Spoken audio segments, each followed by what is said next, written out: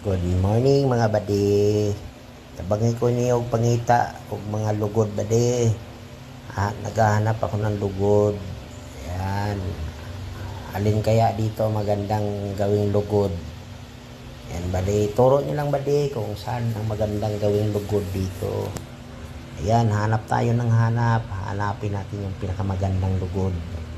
Nasa ilalim ako ng kawayan. Yan, bamboo. Chinese bamboo. Yan. Ganda ng ano niya badi oh.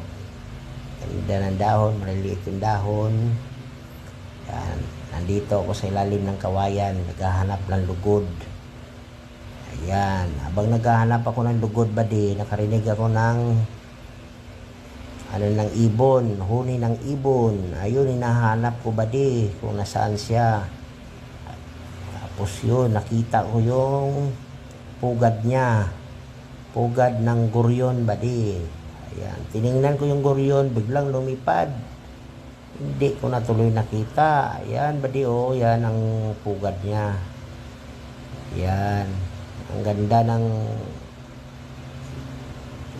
pinaglagyan niya ng pugad nasa ng kawayan. Ayan. Naghahanap ako dito ng lugod badi.